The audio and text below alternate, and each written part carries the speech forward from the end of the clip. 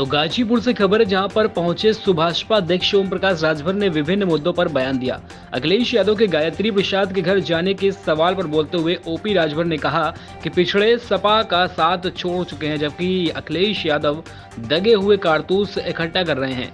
Media के सवालों का जवाब देते हुए उन्होंने कहा कि आजादी के बाद देश में सबसे ज्यादा फैक्ट्रियां, रेलवे स्टेशन, सड़कें कांग्रेस ने बनाई। उन्होंने कहा कि कांग्रेस के नेता अपराधी पालते थे गरीबों के वोट लूटने के लिए, जबकि जब से सपा और बसपा बीजेपी आई है, अपराधियों को टिकट मिलने लगा है। उन्होंने कहा कि अपराधियों को सियासी पार्टियां संरक्षण देती हैं। इसी दौरान अब्बास अंसारी के सुभाषपा विधायक होने के सवाल पर ओपी राजभर हंसने लगे।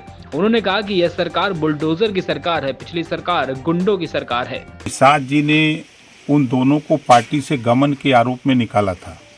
हम आपको कटिंग दे देंगे, वीडियो दे देंगे और उनके 10 नेताओं से बतवा देंगे। वो लोगों को कहीं शरण नहीं मिल रही थी, हमारे पास आए। हमने कहा देखो भाई, आप लोगों के ऊपर ये आरोप है, पार्टी में इस तरह का काम नहीं किया जाता है। अगर कोई चीज़ हो तो नेता से कह करके कुछ कर लो। तो कहें ठीक है साहब, हम लोग कुछ नहीं करेंगे।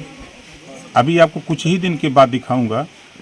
कल मैं था औरैया में कम से कम 7 लोग आए थे हमसे ये कहने के लिए कि साहब पार्टी छोड़ के चले गए, हम लोगों का पैसा कैसे मिलेगा।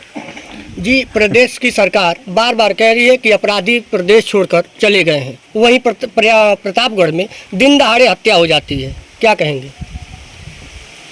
कि अभी तो मैंने सोशल मीडिया पे देखा जो आप बात कह रहे हैं कि अपराधी, मैं फिर कह रहा हूँ, अपराधियों को संरक्षण पार्टियां दे रही हैं।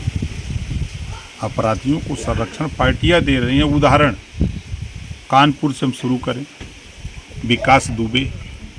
अगर घटना नहीं हुई होती तो विकास दुबे के खिलाफ कार्रवाई होती। इलाहाबाद में अगर उमेश पाल की हत्या नहीं होती तो क्या वहाँ के माफियाओं के खिलाफ कार्रवाई होती?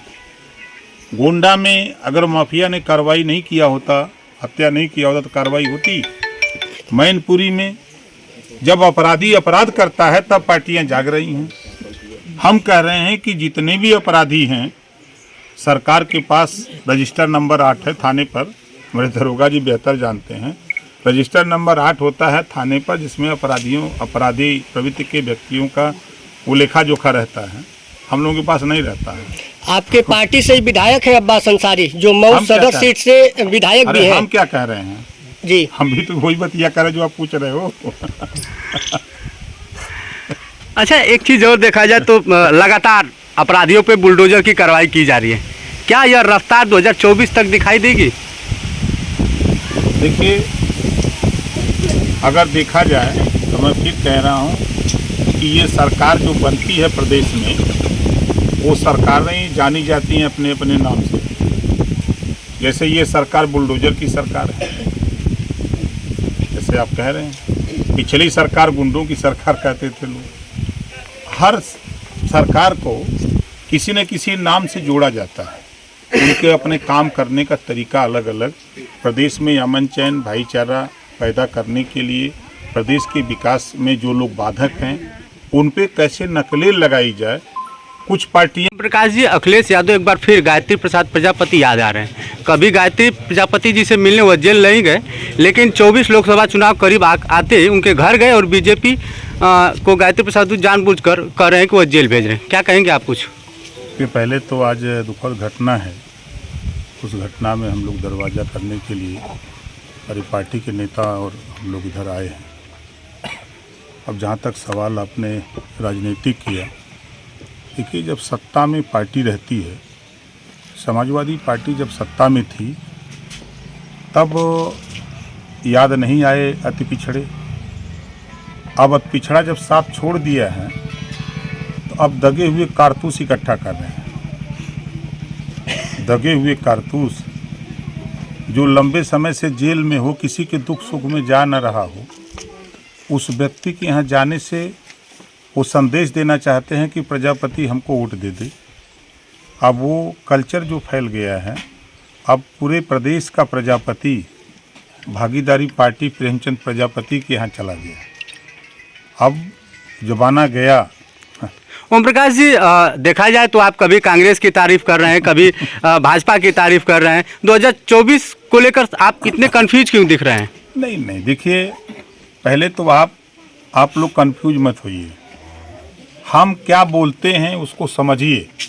आज़ादी के बाद देश में सबसे ज़्यादा factory, railway station, rail line, सड़कें देश में अगर किसी ने बनाया तो कांग्रेस पार्टी ने बनाया। अब इसको कोई झुठला दे। आप 10-90 पर खड़ा होइए। लखनऊ को नवाबों की नगरी बनाया तो मायावती जी ने बनाया, अब उसको भी झुठला दीजिए। अच्छा, देखा जाए तो आप ये भी कह रहे हैं कि कांग्रेस पार्टी अपराधियों को टिकट नहीं देती है, जबकि बसपा अपराधियों को टिकट देती है। क्या कहेंगे आप? नहीं, मेरा कहने का तात्पर्य आप समझिए। मैंने ये कहा कि कांग्रेस पार्टी एक ऐसी पार्टी थी कि उनके नेता अपराधी पालते थे गरीबों के वोट लूटने के लिए। और जब से सपा बसपा भाजपा आई है तब से अपराधियों को टिकट मिलने लगा।